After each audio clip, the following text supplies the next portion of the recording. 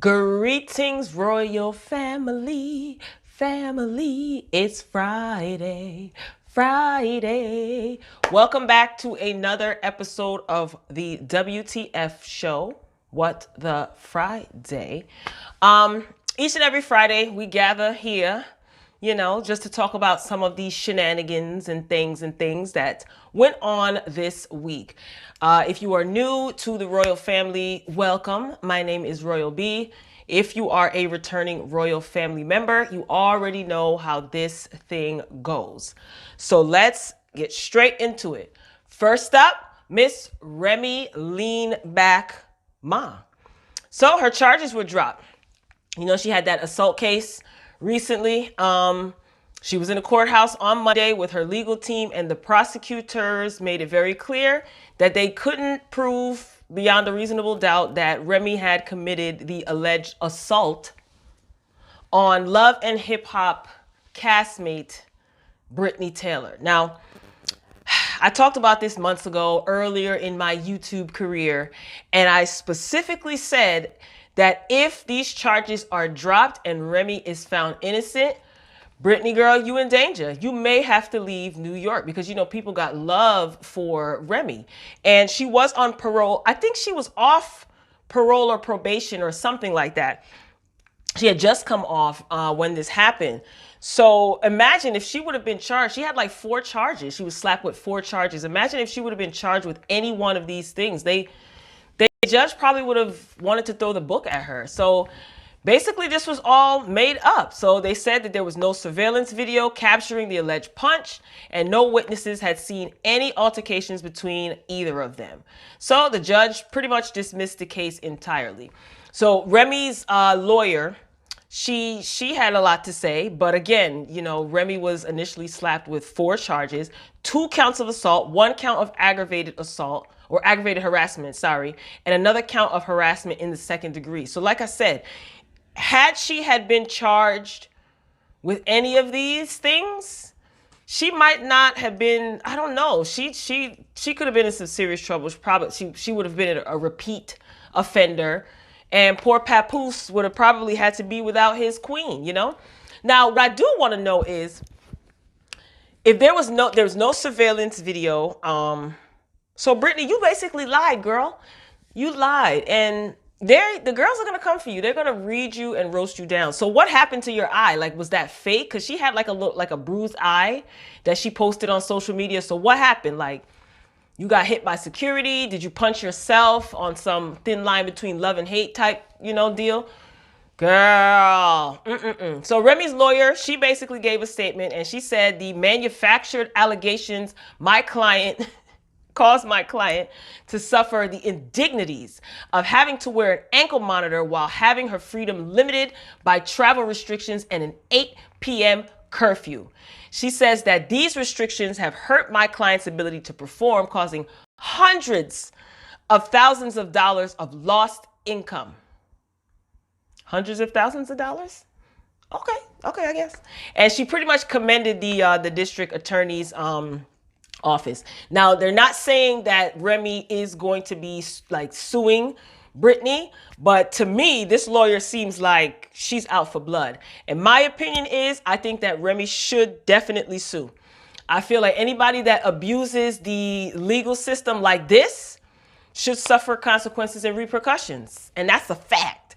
Now, I'm wondering now, because Love and Hip Hop New York is supposed to be coming back, I think, next week. Now, I'm wondering, like, was this hearing put off to basically be around the same time that the season premiered? I don't know. You never know with these things. All in all, it's good to hear that Remy has been proven innocent. And Brittany, hopefully you won't be back on Love and Hip Hop New York. You brought nothing to the show and we're not interested. So shout out to Remy. Good luck to you. And that's good to hear. So we're starting off on a positive note.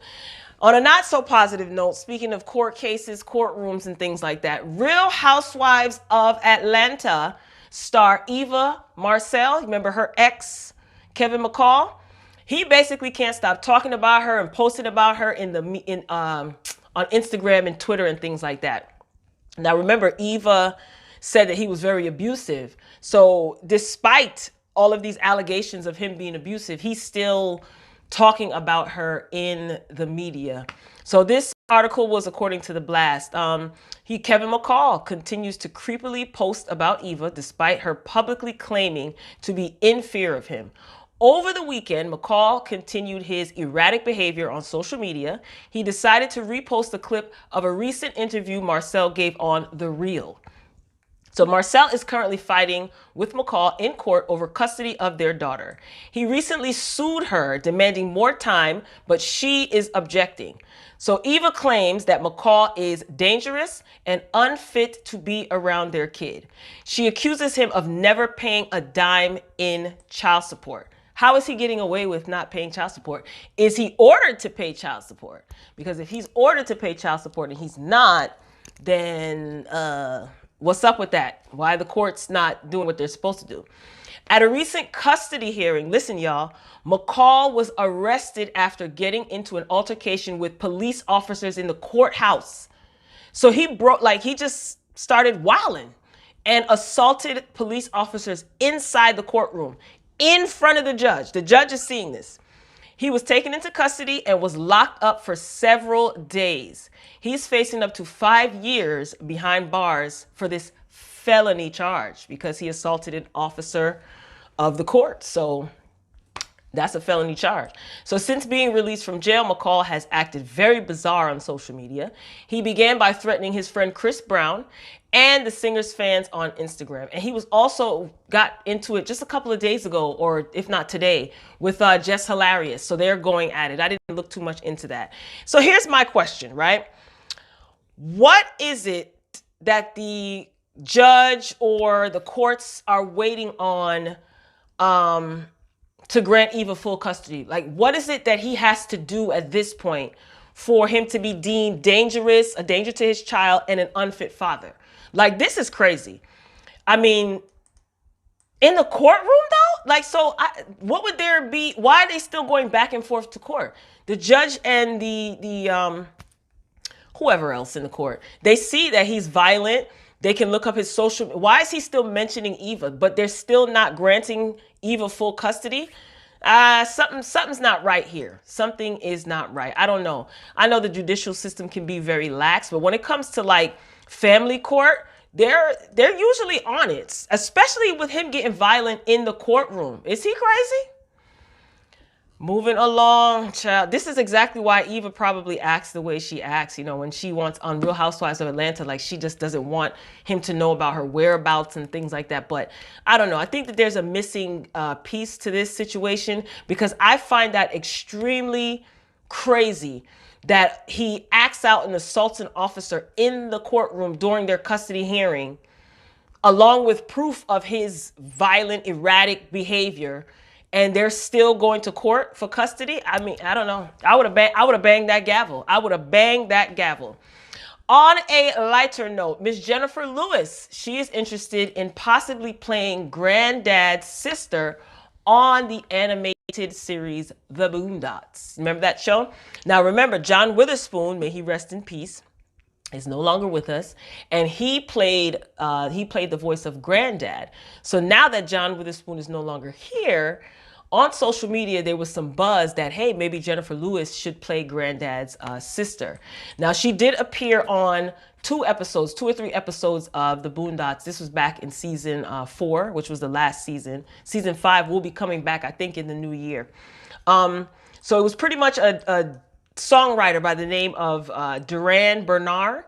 He actually made this suggestion on his Twitter and his Instagram. So his post reads, picture it, Granddad passes away in the Boondocks opening of the 5th season and the boys are sent to live with Granddad's sister, played by Jennifer Lewis. This is his scenario that he's making up in his head when he suggested that Jennifer Lewis should be a part of the Boondocks. She is the only one I can think to keep that same energy. Now, people commented in agreement and it got Jennifer Lewis's attention. So she responds to the post, "Thank you one and all. I'll check into this. This is what she responded. It would be fun. I miss my John Witherspoon. He gave us so much love and laughter. I think that Jennifer Lewis would be a perfect addition to Boondocks. Number one, she's done it before. And if you remember the episode, you know that she was extremely hilarious. Her personality is already animated. She's talented. She's done Broadway. You know, she is a well-rounded woman. Comedy, Broadway, scripted television, movies, TV shows, things like that. So she's tapped into every little area, as far as TV and film. So I think that she would be a good addition. I mean, if they haven't already started, well, they probably already started, but if they haven't already started filming, or if they haven't filmed all of season 5, it may take some tweaking. But I think Aaron McGruder, who's the creator of Boondocks, should definitely look into this, because I think that is, sometimes the fans and people who are not necessarily a part of a popular show, they have good ideas. So hopefully Jennifer, Lewis will probably have her people reach out to Aaron McGruder's people and see. But that's a good idea, because John Witherspoon is no longer here. So if they haven't recorded the entire season already, that's a good storyline, because she's funny. Like, she's a perfect addition. That was a good suggestion. I'd want Jennifer Lewis to play my mother, like in a movie or a TV show. Remember, she was Tony's mother on Girlfriends. She is Dre's mother on Blackish. Remember, she was Blue's mother in the Temptations movie. If you guys seen my Omarion video, you know that Temptations is one of my favorite movies. So she's like, oh, Blue. Remember when Blue died in the kitchen and he was in his wheelchair, and he just like died in his wheelchair right by the stove because she done left her short ribs in the oven. Anyway, moving along. MJB, Miss Auntie Mary J. Blige. So finally, Mary J. Blige is getting a documentary. So a documentary is in the works from Amazon and Entertainment One, the production company. This is as per the Hollywood Reporter. So Sean Combs will be executive producing this film along with Mary J. Blige. Mary, be careful. We know how Diddy gets down. So the documentary promises a personal look at Blige's music and TV industry ascent amid past struggles with poverty, abuse, addiction, and heartbreak. So who is this guy? Matt Newman, who is the co-head of movies at Amazon Studios, he gave a beautiful statement. And he said, we all know Mary J. Blige as the 2-time Oscar nominee, Grammy Award-winning multi-hyphenate who has sold over 80 million records. But through this documentary, the audience will see a raw and honest side of Mary J. Blige, opening up about her personal journey and redemption of healing. Ooh, that was really nice. Really nice. In other words, he wants you guys to get ready to support this, because they're probably putting up a lot of money, especially if Diddy is involved, and he wants a return on his investment. I mean, all Mary really wants is to be happy. Get it? All right. I think this is long overdue. Man. And those of us that grew up in the 90s, grew up in the era where Mary first came out. Remember, her first album was the 411. I remember that because that is the first cassette that I bought, the What's the 411 album, with all of the words on the inside. And it was a tape, cassette, not a CD. Ooh, my God, I'm showing my age. It's all good though. But I think that it's overdue, long overdue. She's a legend for those of us that grew up in that era, that loved and listened to hip hop and R&B in that era in the 90s. And I think this is a good way to honor her, and also for her story to be told. The good thing about this, multiple good things, but one of the good things about this is that this could possibly open up Mary J. Blige to a younger audience, individuals who may not have been born when What's the 401 came out. Yes, I mean, we know about like the drug use and her relationship with Casey, you know what I mean? Wendy Williams definitely kept us abreast back in the day on her radio show. And we knew that she was best friends with Little Kim and all. Whew. So I'm excited. I just really hope that they don't screw this up. I doubt it. Diddy is involved in this. So I hope that they are going to be using her actual music, not like what they did with the Aaliyah movie. Remember? Oh my God, that was horrible. But anyway, even if the acting is bad, which I doubt, but let's say the acting is bad, if they have her original music, like her music, I'm sold.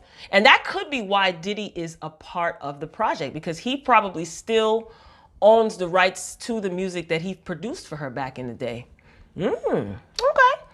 And I remember she was getting honored recently. I think it was at the BET Awards when she performed. And I was wondering, like, why was Diddy right there in the front row cheering her on? Because we hadn't seen them together in quite some time. So I said, yeah, they got something brewing. So if they're using her original music, I'm here for it. Otherwise, it's not going to be good. But I think that Diddy is a part of it for that reason, because he still has some sort of financial connection to her original music.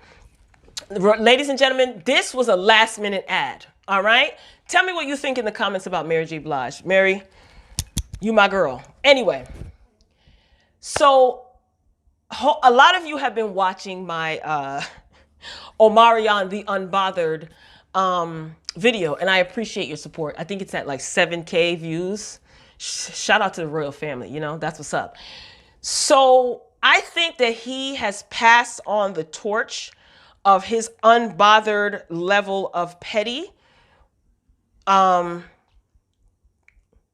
someone, and I'm here for it. And who is that someone, ladies and gentlemen? Ashanti. Yes, Ashanti, the former First Lady of Murder, Inc. How, you may ask? I'm glad you asked. So Ashanti is joining the Millennium Tour, the tour that Omarion and Bow Wow are headlining, the tour that Omarion announced on Little Fizz's birthday. Yes, Ashanti is going to be joining the tour. So I think this announcement was made a few days ago, but I just found this out today. So Bow Wow was the one that made the announcement on his Instagram or Twitter, and they edited the flyer and they pretty much added Ashanti's picture to the Millennium Tour 2020 flyer. I know, just like Little Fizz, I know that Irv Gotti is somewhere throwing the biggest temper tantrum. Because if you remember, he was trying to organize a Murder Inc. reunion tour, but Ashanti had wanted nothing to do with Irv Gotti. And if I'm not mistaken, I think that Ashanti and Ja Rule did like a couple of shows. So they had like not an official tour, but they had a couple of shows that they did. So I'm pretty sure Ja Rule is content because he's got his money. A Murder Inc. reunion cannot happen without Ashanti. It can't.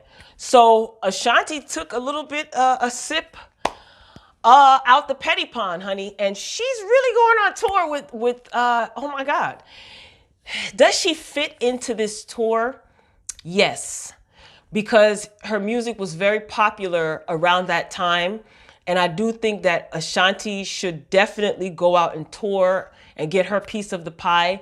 And the beautiful thing about all of this, she is very lucky. She does not need Irv Gotti to go out on tour. See, Irv Gotti needs her to organize and put together a Murder Inc. tour. But that is the beauty of having freedom. She can go on tour with anyone. I don't think that Irv Gotti owns any masters or owns the rights to her music. I doubt it. I don't think so. If you know, let me know.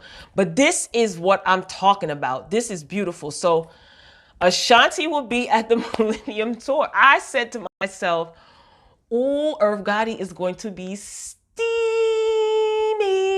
mad. Well, what do you think? Do you think that Ashanti is going to be a good fit? Would you pay to see the lineup for the Millennium 2020 tour along with Ashanti? I would. I definitely would, because I think that's going to be an exciting show. Like I said, if you grew up in that era, or you remember that era of music, it's going to be hype. And I wonder if Ja Rule will join maybe for a show, depending on where they are. He probably will. Ladies and gentlemen, this is going to be good. I think she's the only female on the tour, which is a plus for her too. So I just hope that it is a drama-free tour. Pre-sale tickets already started. I think they announced the pre-sale tickets or whatever. That's just That's just good, Ashanti. That's a good move, girl. That's really a good move because again, everybody is doing these reunion tours and things, and you out here getting a piece of the pie like George and Wheezy. Let me know what you think, Royal Family. Do you think that Ashanti is going to be a good addition to the tour? I think so. Well, Royal Family, make sure you check me out next week, Friday, for a new episode of the What the Friday Show.